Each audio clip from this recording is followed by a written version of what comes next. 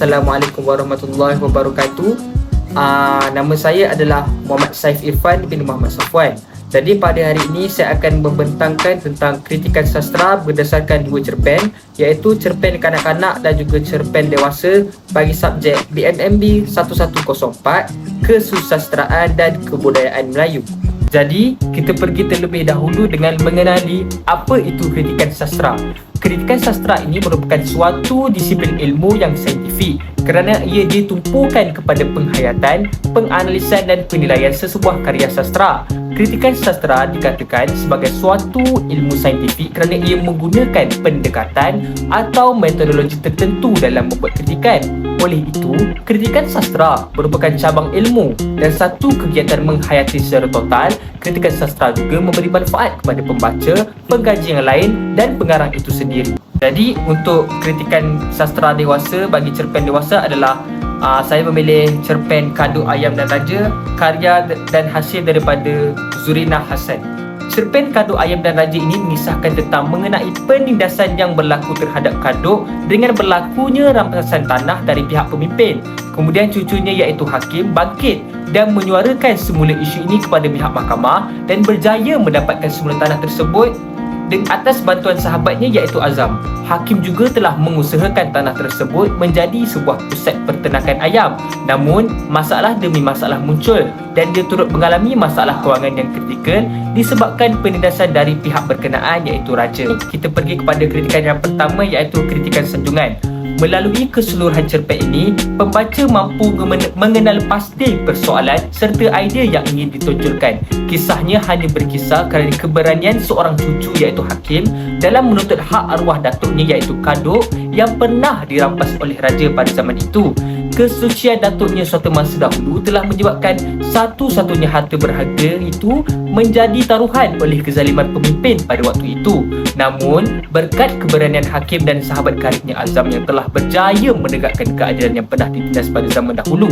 Setelah pihak mahkamah memberi kemenangan kepada Hakim dalam perbicaraan ini, dia telah memutuskan untuk memanfaatkan tanah tersebut dengan hasrat untuk memulakan aktiviti penternakan ayam. Jadi, kita dapat lihat di sini bahawa cucu pula berkemungkinan merupakan generasi yang mengembalikan hak arwah datuknya yang sudah dirampas oleh pemimpin terdahulu yang zalim. Tindakan Halim ini mampu membuka mata ramai pihak agar amalan penindasan yang berlaku pada zaman dahulu tidak terus dijadikan sebagai suatu amalan yang buruk dalam aspek kepimpinan. Sifat adil dan tidak mementingkan diri sendiri perlu diterapkan dalam diri pemimpin agar perkara seperti ini tidak akan berulang lagi. Untuk kritikan yang seterusnya, kita pergi kepada kritikan teguran. Bagi pelajar yang berada di tingkatan 4, pasti mereka tidak asing lagi dengan cerpen Kado Ayam dan Raja ini kerana berdasarkan pembacaan saya, terdapat beberapa watak yang mempamerkan sikap kurang bermoral yang mampu memberi impak negatif dalam kehidupan. Watak Raja yang diceritakan dalam cerpen ini jelas memberi tanggapan dan perspektif buruk kepada generasi sekarang tentang sikap Raja yang berkelakuan zalim dan menindas rakyat dengan cara merampas harta penduduk secara paksa. Bukan itu sahaja, amalan sabung ayam serta judi yang dijadikan kebiasaan pada zaman dahulu jelas menunjukkan bahawa unsur keagamaan masih belum diterapkan pada zaman itu. Malah, perkataan mati yang digunakan dalam petikan menunjukkan ketidaksopanan dalam penulisan yang dihasilkan oleh pengarang. Walaupun telah diperbetulkan oleh pengarang, namun masih tidak bersesuaian untuk digunakan kerana cerpen ini menjadi bahan bacaan bagi pelajar sekolah. Untuk yang seterusnya, kita pergi lihat kepada kritikan pendekatan. Melalui analisis yang telah dijalankan terhadap cerpen Kado Ayam dan Raja, hal ini terdapat beberapa elemen pendekatan moral. Aspek moral yang dimaksudkan dalam cerpen ini adalah aspek keberanian dan juga aspek kerajinan, manakala dari segi moral buruk adalah penindasan yang berlaku secara zalim. Moral yang baik merupakan tingkah laku yang terpuji yang menjadi tanda kepribadian seseorang. Keberanian seseorang dalam mempertahankan hak kepribadian diri maupun keluarga ini merupakan salah satu contoh moral baik yang telah dipersembah oleh Hakim dalam cerpen ini. Hal ini dikatakan kerana Hakim tanpa rasa gemetar mengetengahkan segala bukti serta hujah demi memastikan tanah arwah datuknya mampu diserahkan kembali kepada pihak waris. Sikap ini amat bagus bagi mengelakkan penindasan terus berlaku, lebih-lebih lagi bagi golongan yang lemah dan golongan yang sangat memerlukan. sikap kerajinan yang terdapat pada watak hakim ini diperkatakan kerana hakim berusaha memajukan peninggalan arwah datuknya iaitu Kadok dengan melaksanakan aktiviti penternakan ayam secara kontrak.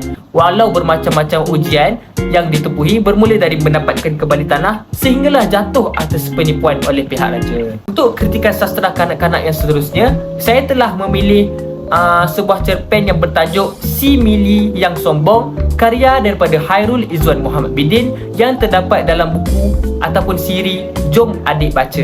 Jadi, cerpen ini mengisahkan Mili iaitu seekor anak yang sombong dan tamak selalu menghina Baim iaitu seekor monyet yang baik hati.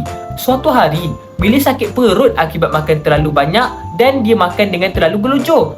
Baim yang baik hati pula kasihan akan Mili dan memberikan Mili minyak angin agar kesakitan perut Mili berkurang. Disebabkan kebaikan Baim, Mili terharu dan terus meminta maaf di atas kesalahannya kepada Baim. Semenjak kejadian itu, mereka berdua terus bersahabat baik. Kritikan yang pertama dalam cerpen ini yang saya dapati adalah kritikan sanjungan. Dalam cerpen ini, penulis dapat memberikan pengajaran kepada masyarakat supaya tidak bersikap sombong dan tamak melalui sikap dan watak Mili iaitu si Arnab. Watak Mili yang sombong dan tamak ini memakan semua makanan yang ada di pesta jamuan itu menyebabkan dia sakit perut. Cerita ini telah membawa kesedaran kepada manusia supaya tidak bersikap tamak dan makan dengan gelojoh kerana ia boleh mendatangkan kesan buruk seperti sakit perut yang dialami oleh Mili. Nilai-nilai murni yang boleh diambil daripada pengajaran cerita ini ialah nilai sopan santun yang perlu dipraktikkan dan disemai dalam diri pembaca. Gaya bahasa yang digunakan dalam cerita ini juga merupakan gaya bahasa yang senang dan jelas untuk difahami oleh kanak-kanak. Dalam cerita ini juga, penulis terus memasukkan pertelagahan antara watak Mili dan Baim supaya kanak-kanak memahami tujuan cerita tersebut. Hal ini dikatakan pada perenggan pertama iaitu ayat Mili suka menghina Baim. Untuk kritikan yang kedua yang terdapat dalam cerpen ini adalah kritikan penilaian. Jadi, penulis tidak menggerakkan dan mengembangkan watak dengan sepatutnya.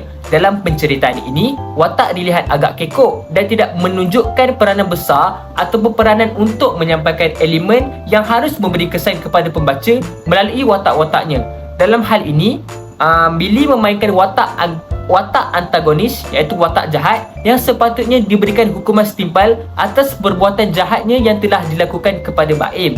Namun, dalam penceritaan Mili hanya mengalami sakit perut dan terus berkawan rapat dengan Baim yang sanggup menolongnya.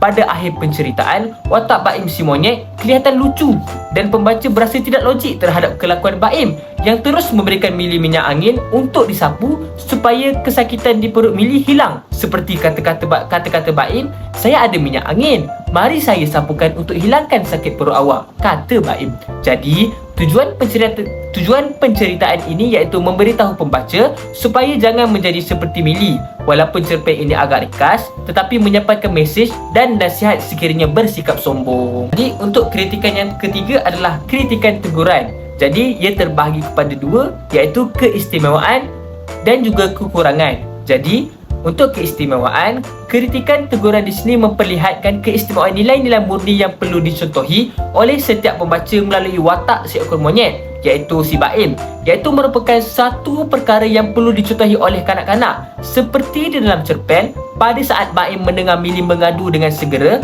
Baim datang menghampiri Mili dan memberikan minyak angin. Keistimewaan yang terkandung dalam cerpen kanak-kanak ini akan membawa nilai moral yang baik kepada pembaca. Untuk kekurangan pula, kelemahan yang terdapat dalam cerpen ini ialah jalan cerita yang terlalu pendek dan terlalu ringkas. Hal ini kerana cerpen ini hanya memfokuskan dua watak tanpa melibatkan watak yang lain. Walhal watak sampingan yang lain akan menaikkan lagi watak utama tersebut. Tambahan pula, pembalasan daripada perbuatan yang dilakukan oleh Mili tidak begitu setimbal, menyebabkan pembaca akan beremosi ketika membaca jalan cerita yang diberikan.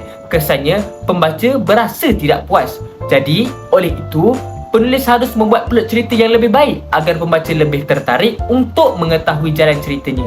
Jadi, itu sahaja daripada saya. Sekian, wabillahi taufiq wal hidayah. Wassalamualaikum warahmatullahi wabarakatuh.